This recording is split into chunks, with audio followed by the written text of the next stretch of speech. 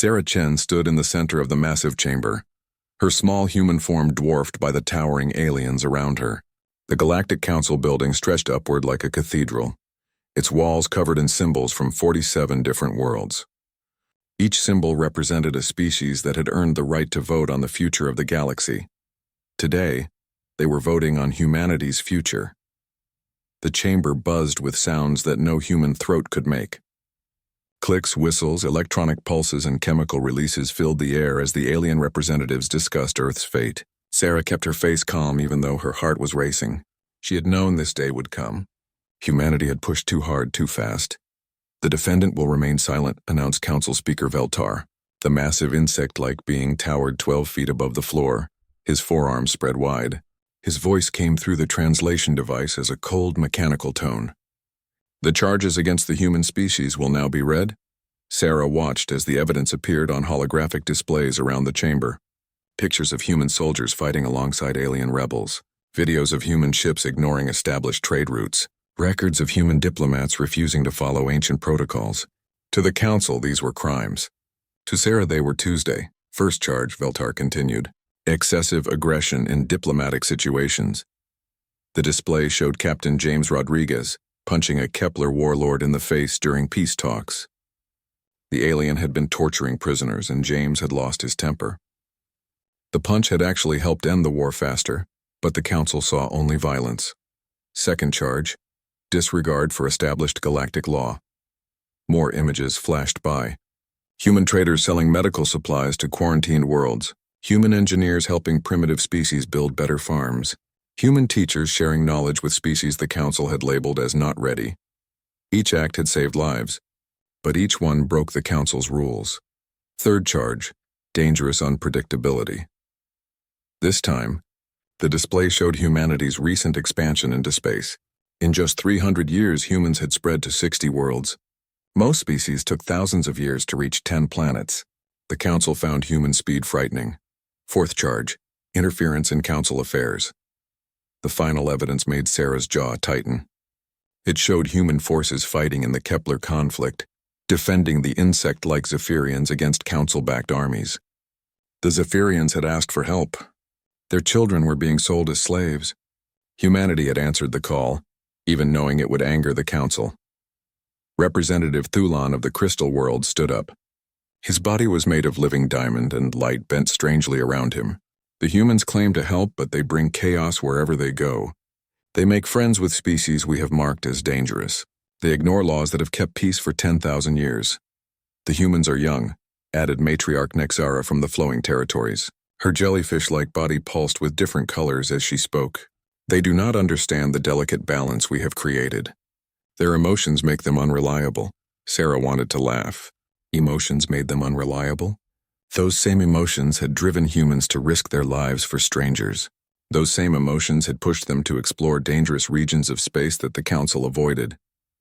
Those same emotions had led to medical breakthroughs that had saved millions of alien lives. But she said nothing. Her instructions were clear. Listen, record, and report back. The voting began.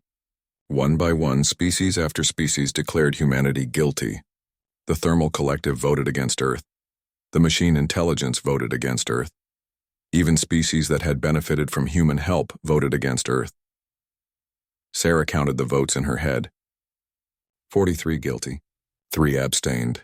Only one species voted in humanity's favor, the Zephyrians. Their representative, a scarred warrior named Click Thane, stood alone in supporting Earth. The vote is clear, Veltar announced. Humanity is found guilty of all charges. The punishment is exile. The chamber fell silent. Even the constant background chatter of alien languages stopped. Earth and all human colonies are hereby expelled from galactic civilization, Veltar continued. All trade agreements are void. All territorial claims beyond the Sol system are forfeit. All humans must withdraw from Council space within 30 standard days. Sarah felt the weight of the moment. Humanity was being kicked out of the galaxy's biggest club. No more alien technology. No more protection from galactic threats. No more access to the vast trade networks that connected thousands of worlds. Do you understand these terms? Veltar asked. Sarah looked around the chamber one last time. She saw fear in many of the alien faces. Fear of human unpredictability. Fear of human emotions. Fear of what humans might do when cornered. They should be afraid, she thought.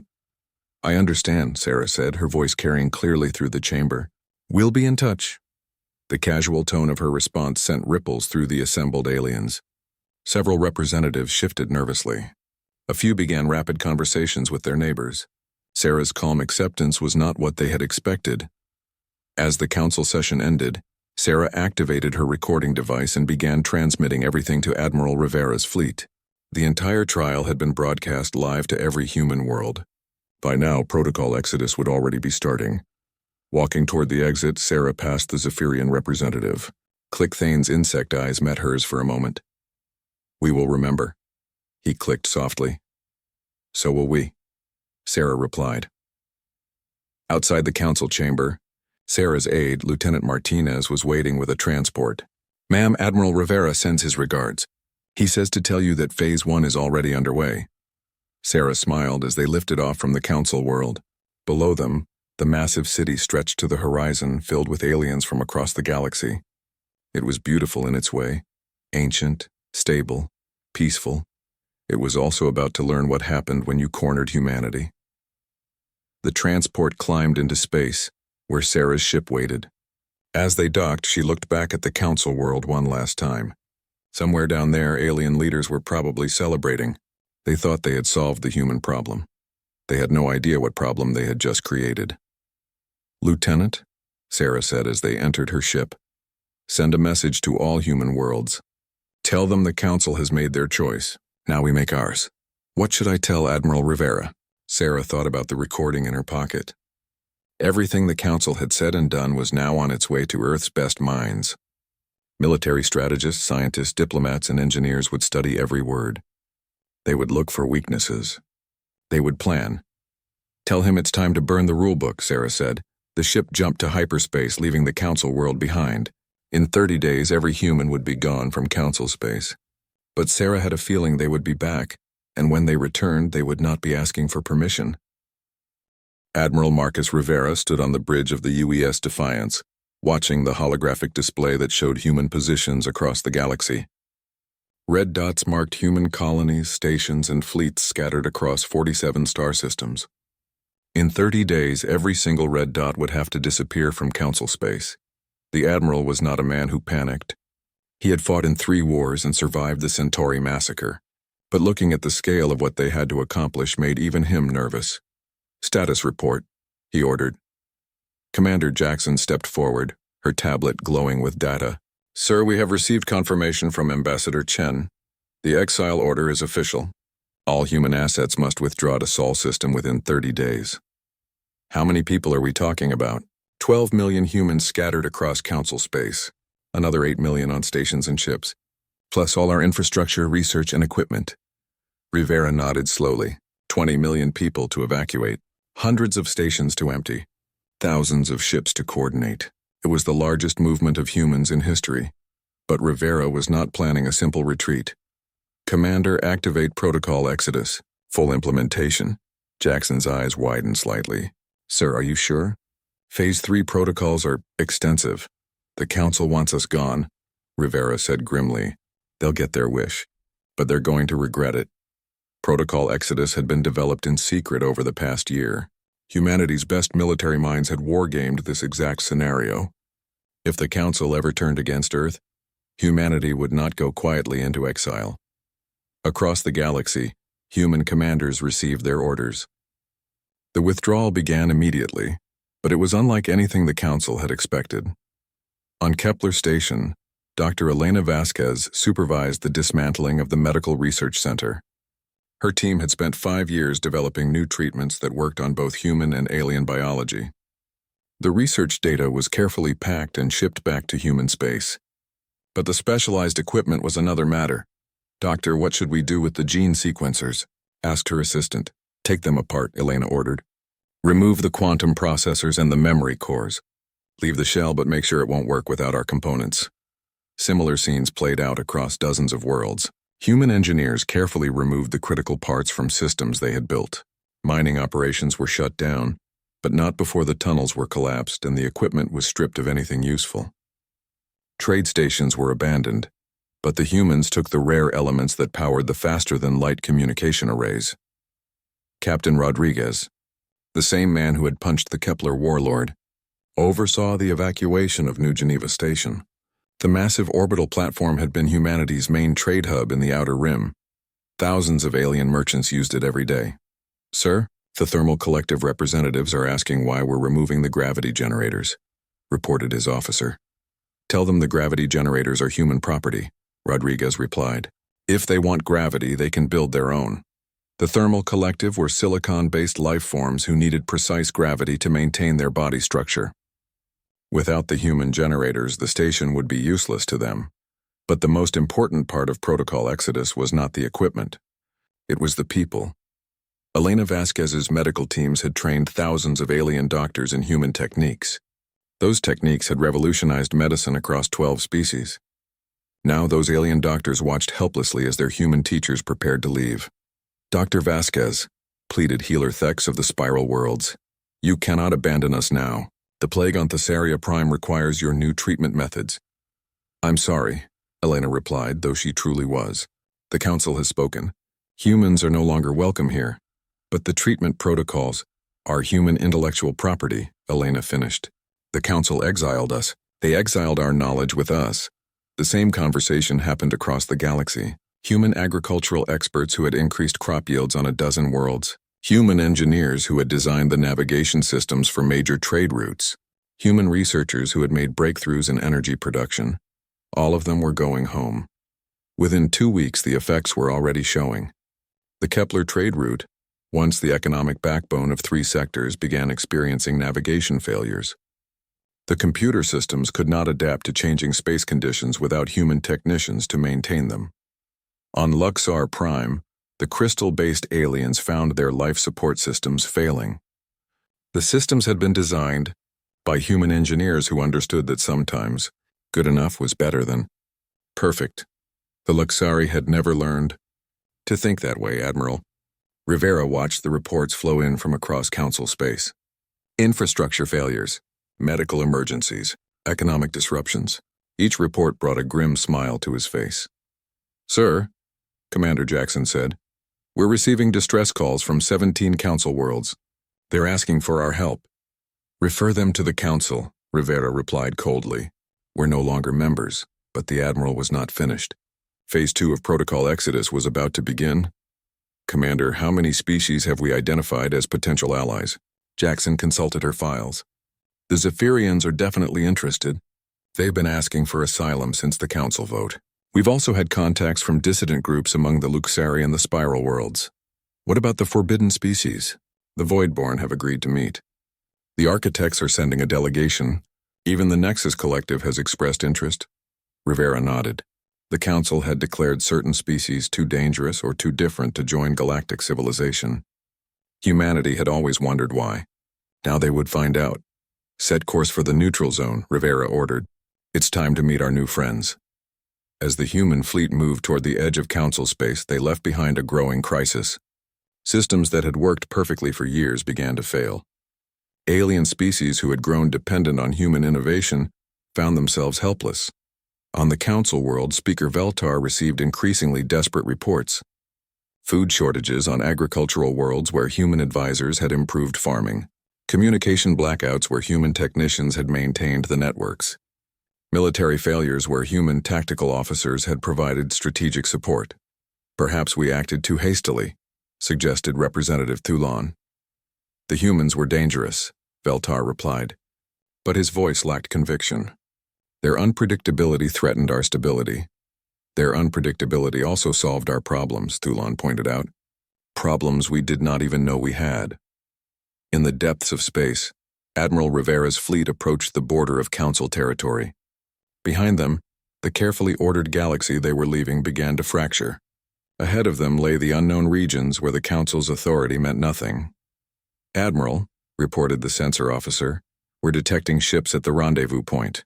Multiple species, some unknown configurations." Rivera smiled. "Open a channel." The view screen filled with alien faces that no Council member had ever seen. Warriors, scientists, and diplomats from species that the Council had written off as impossible. "This is Admiral Rivera of the Terran Fleet," he announced. "Thank you for coming. I believe we have much to discuss. The meeting would change everything." But that was for tomorrow. Today, humanity finished its withdrawal from Council space, taking with them the knowledge and skills that had held the galaxy together. The Council had wanted them gone. Now they would learn what gone really meant. 6 months after humanity's exile, the galaxy was falling apart.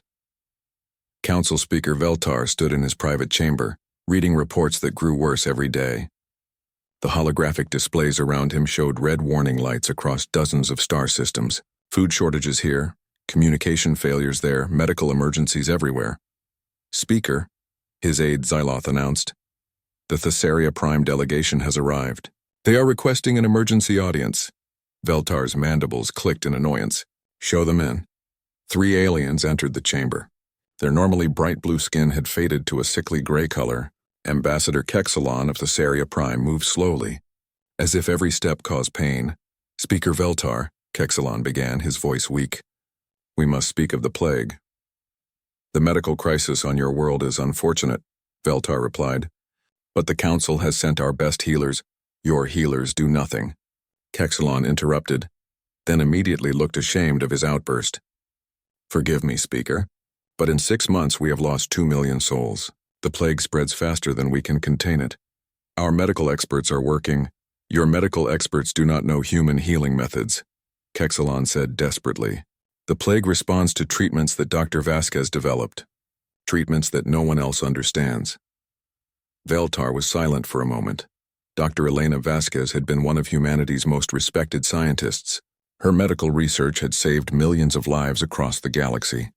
When the humans left, her knowledge went with them.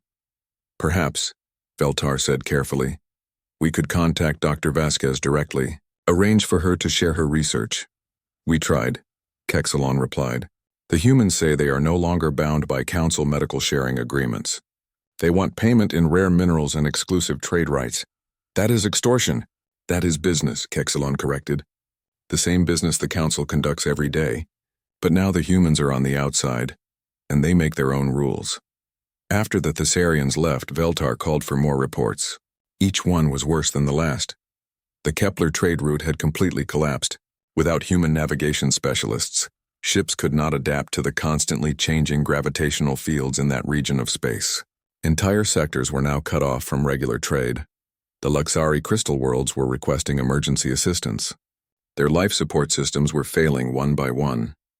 The systems had been designed by human engineers who understood that crystal-based life required both precision and flexibility. The Council's engineers knew precision but could not provide flexibility. Most disturbing of all were the reports from the spiral worlds. 3 entire colonies had declared independence from the Council. They had been contacted by human traders offering better deals than the Council provided. "How is this possible?" Veltar demanded of his intelligence chief. "The humans were exiled. They have no territory outside the Sol system." "That is no longer accurate," the intelligence chief replied nervously. "Long-range sensors have detected massive construction in the Sol system. New stations, new shipyards, new defensive platforms. The energy signatures are unlike anything in our databases." "What kind of energy signatures?" "Unknown. The humans appear to be using technology that does not match any known specifications. Our analysts believe they have made contact with species outside Council space." Veltar felt a chill run through his exoskeleton. "Which species?" "We cannot be certain, but the energy patterns suggest void-born plasma technology, architect dimensional manipulation, and something that might be Nexus collective computational systems." The speaker was quiet for a long moment. The Voidborn were warriors so aggressive that the Council had quarantined their entire region of space. The architects were builders who used technology that seemed to bend the laws of physics. The Nexus Collective were cybernetic beings who thought so differently that communication was nearly impossible. All 3 species had been declared too dangerous for Council membership. And now they were apparently working with humanity. "Sir," the intelligence chief continued, "there is more.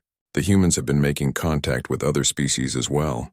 The Zephyrians have formally requested to leave Council space. Several groups of Luxari dissidents have reportedly joined human colonies. Even some of our own member species are sending delegations to Sol system." "To what purpose?" "Trade negotiations, technology exchanges. Military alliances. The humans are building their own version of galactic civilization. Veltar's worst fears were coming true. The Council had not simply exiled humanity. They had forced humanity to become a competitor. A communication alert interrupted his thoughts. The face of Matriarch Nixara appeared on his screen. The jellyfish-like alien's color patterns showed extreme distress. "Speaker Veltar," she pulsed. "We have a crisis in the flowing territories." "What has happened?" "The humans have established a trading post in the neutral zone, just outside our borders. They are offering medical supplies, advanced technology, and military protection to any species willing to trade with them directly." "That is their right," Veltar said stiffly. "The neutral zone is not Council territory." "They are charging half what Council traders charge," Nexara continued. "And their technology is more advanced than anything we can provide. 12 of my worlds have already signed trade agreements with them. You will order your worlds to cease this trade immediately." "I cannot," Nexara admitted. "The humans saved my daughter's life. She was dying from neural rot, and Council medicine could not help her. The human doctors cured her in 3 days. How? I do not know. They used techniques that our healers had never seen. When I asked them where they learned such methods, they said they learned from the Nexus Collective." After ending the communication, Veltar walked to his window. Below him, the Council city sprawled in perfect geometric patterns. For 10,000 years, the city had been the center of galactic civilization. Laws were made here. Trade was regulated here. Peace was maintained here. Now it seemed that the real center of galactic civilization was moving elsewhere. "Sir," his aide announced, "you have another visitor. Representative Click Thane of the Zephyrians." The scarred warrior entered the chamber, his insect features set in determination. Click Thane had been the only Council member to vote against humanity's exile. "Speaker," Click Thane clicked, "I come to inform you that the Zephyrian hives are formally withdrawing from the Council." "You cannot do this," Veltar protested. "Your people have been Council members for 3,000 years. And for 3,000 years we have followed Council law. We stayed neutral when our children were enslaved. We obeyed when our homeworld was attacked. We voted as the Council instructed us to vote. The Council provided stability. The Council provided slavery." Click Thane interrupted. "Only the humans were willing to help us when we truly needed help. They fought for us when the Council would not. They died for us when the Council abandoned us. Where will you go? The Terran Alliance has offered us full membership. Equal status, not client status. Our voices will be heard, not silenced." "The Terran Alliance? That is what they call their new organization. Humans, Zephyrians, Voidborn, Architects, Nexus Collective, and others. Species that the Council deemed unworthy or dangerous." After Click Thane left, Veltar stood alone in his chamber. The reports around him painted a clear picture. The Council's carefully ordered galaxy was dissolving. Ancient alliances were breaking. New powers were rising, and at the center of it all were the humans. The species they had exiled for being too aggressive, too unpredictable, too emotional. Perhaps, Veltar thought, those qualities were not weaknesses after all. The communication system chimed again. This time it was a message from an unknown source. The transmission bore the seal of the Terran Alliance, a blue planet surrounded by stars of different colors. The message was simple. "The Terran Alliance extends an invitation to all species seeking freedom, equality, and mutual prosperity. Former Council membership is not required." Veltar stared at the message for a long time. Outside his window, the Council city continued its perfect, orderly existence. But he could not shake the feeling that he was looking at the past, not the future.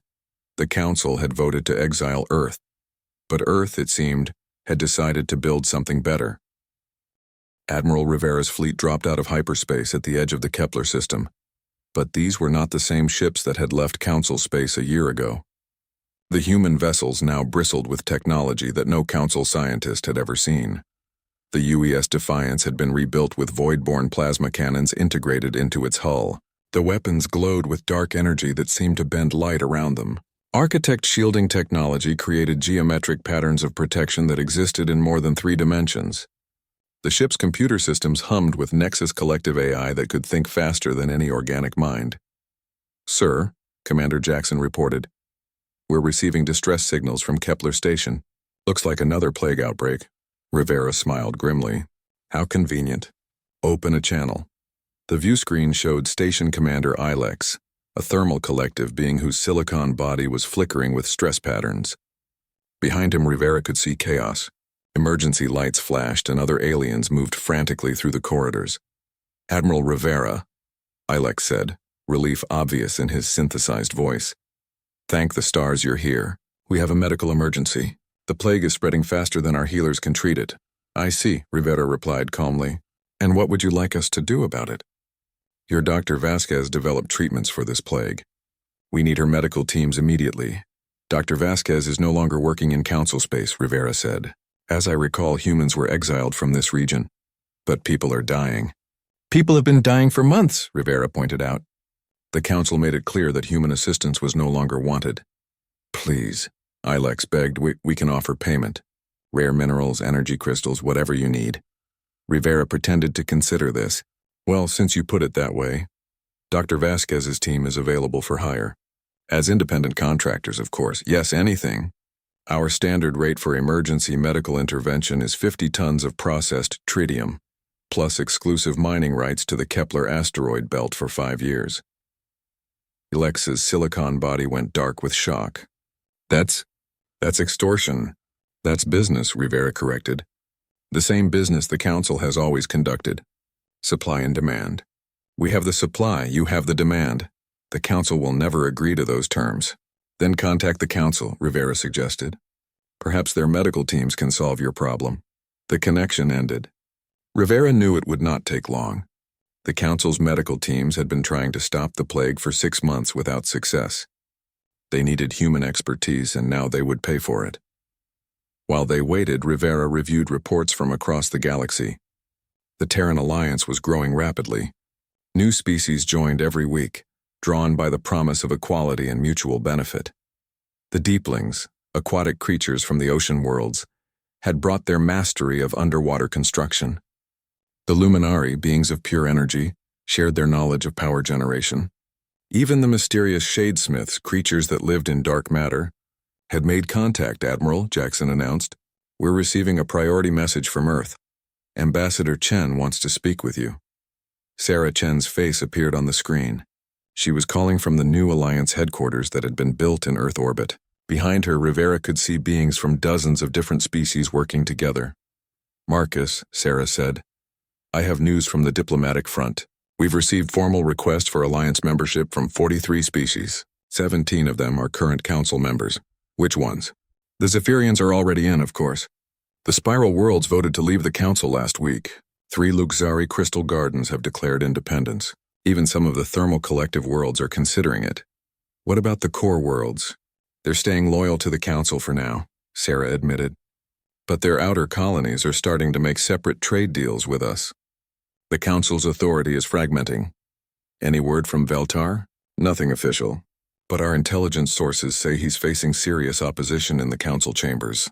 Half the member species want to negotiate with us. The other half want to declare war." "Let them try," Rivera said confidently. "Our new allies are not the peaceful traitors the council is used to fighting." As if summoned by his words, a massive ship appeared on the view screen. The Voidborn dreadnought was a terrifying sight. Black metal covered in spikes and weapon ports with engines that burned with purple fire. It looked like something from a nightmare. "Human Admiral," came the voice of War Master Krath. "The thermal collective ship is attempting to leave the system without paying for medical treatment. Are they now?" Rivera replied. "How unfortunate."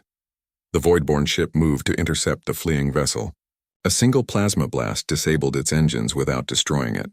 The message was clear. In Terran Alliance space, debts were paid. An hour later, Commander Wilex was back on the screen, this time looking defeated. "Admiral," he said, "we accept your terms. 50 tons of tritium and mining rights to the asteroid belt." "Excellent," Rivera replied. "Dr. Vasquez's team will be over shortly."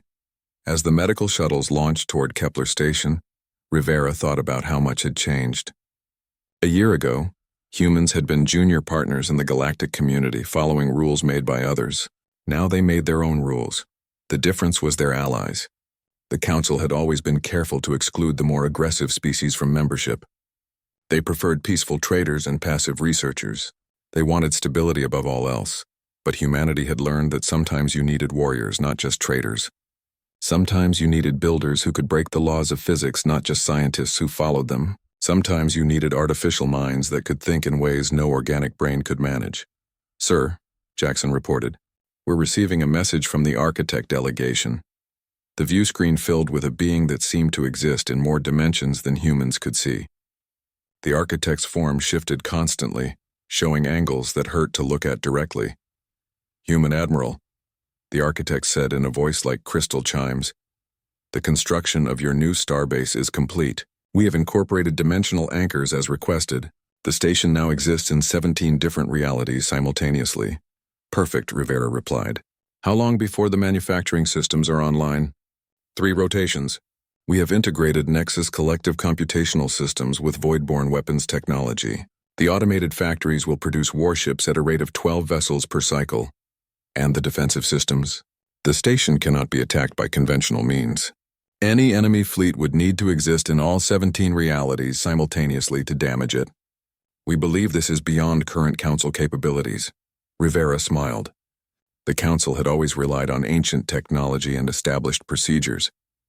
They moved slowly, cautiously, following protocols that had worked for thousands of years. The Terran Alliance moved fast. They combined technologies that had never been mixed before. They took risks that the Council would never consider. They adapted to new situations instead of trying to force new situations to fit old rules. A new alert chimed. This time it was an emergency broadcast from the Council world itself. Speaker Veltar appeared on the screen, his insectoid features showing strain. "This is an official message from the Galactic Council," he announced. "We are prepared to discuss terms for humanity's return to Council membership." Rivera laughed out loud. "Really? How generous of you." "The Council recognizes that errors may have been made," Veltar continued stiffly. "We are willing to consider new arrangements that might benefit all parties." "I'm afraid you misunderstand the situation," Rivera replied. "We're not interested in returning to Council membership. We have our own organization now. You cannot simply ignore galactic law." "What law?" Rivera asked. "The law that says the Council rules the galaxy. That law only applies to Council members. We're not Council members anymore, remember? You exiled us. The Council maintains authority over all civilized space." "Then I suppose we're not civilized," Rivera said cheerfully. "We're something new, something better." The connection ended, leaving Rivera alone with his thoughts. Through the view screen, he could see Kepler Station, where human medical teams were already bringing the plague under control. In the distance, construction ships were building a new trading post that would serve as a hub for Alliance commerce. The Council had tried to exile humanity from civilization. Instead, they had forced humanity to build a new kind of civilization, one based on voluntary cooperation instead of ancient hierarchies. One that welcomed the dangerous and the different instead of fearing them. One that would change the galaxy forever. "Commander," Rivera said, "set course for the Veil Nebula. I want to meet with these Shadowkin that the Nexus Collective told us about." "More potential allies, sir?" "The Council called them too dangerous to approach," Rivera replied. "Which means they're exactly the kind of people we want to meet." As the fleet jumped to hyperspace, Rivera thought about the future. The Council still controlled most of the galaxy, but their grip was weakening. Every day brought new defections, new alliances, new possibilities. The old order was dying. The new order was being born, and humanity was writing the rules. 2 years after humanity's exile, a Council delegation approached Earth in a ship flying flags of diplomatic immunity. Council Speaker Veltar stood at the viewport, looking at what had once been a primitive world at the edge of civilized space. Earth was no longer primitive. The planet blazed with lights that formed geometric patterns across its surface. Massive orbital stations ringed the world like mechanical moons. Veltar could see ships of dozens of different designs moving between the stations. Some were clearly human. Others were unlike anything in the Council databases. "Speaker," his aide Xyloth said nervously, "the energy readings from this system are unprecedented." "Explain." "The humans appear to have built 7 major orbital platforms. Each one is generating power levels equivalent to a small star. The defensive installations are using technology that our sensors cannot identify." Veltar clicked his mandibles in frustration. This was not what the Council had expected to find. When they had exiled humanity, they had imagined the humans retreating to their homeworld, isolated and powerless. Instead, they had built something that made the Council's home system look primitive by comparison. "Incoming transmission," announced the ship's communication officer. The view screen lit up with the face of Sarah Chen. She looked older than Veltar remembered, but her eyes were bright with confidence. Behind her he could see a chamber filled with beings from species he recognized, and several he did not. "Speaker Veltar," Sarah said politely. "Welcome to the Sol system. I understand you've requested a diplomatic meeting." "Ambassador Chen," Veltar replied carefully. "The Council is prepared to discuss terms for Earth's return to galactic civilization." Sarah smiled, and Veltar found the expression somehow unsettling. "I'm afraid there's been a misunderstanding," she said. "We're not interested in returning to the Council. Surely you cannot mean to remain in isolation forever." "Isolation?" Sarah laughed. "Speaker, look around. Does this look like isolation to you?" She gestured to the chamber behind her. Veltar could see the warrior forms of the Zephyrians, the crystal shapes of refugee Luxari, the flowing forms of deeplings, and others he could not identify. At the far end of the chamber, something that looked like living shadow consulted with a being made of pure light. "The Terran Alliance now has 73 member species," Sarah continued. 15 of them were former Council members who chose to leave. The others are species that the Council either ignored or actively excluded. "This alliance of yours," Veltar said, "it cannot provide the stability that the Council has maintained for 10,000 years." "You're right," Sarah agreed.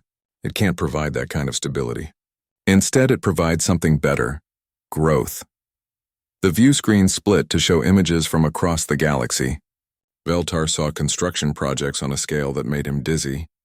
Entire star systems were being transformed. New trade routes connected previously isolated regions. Technologies that seemed impossible were becoming commonplace. The Council's stability, Sarah explained, was based on keeping things the same. "Our alliance is based on making things better." "The chaos you have unleashed is not chaos," Sarah interrupted. "It's evolution. Species that were kept separate are now working together. Technologies that were forbidden are being developed safely. Problems that the Council said were unsolvable are being solved."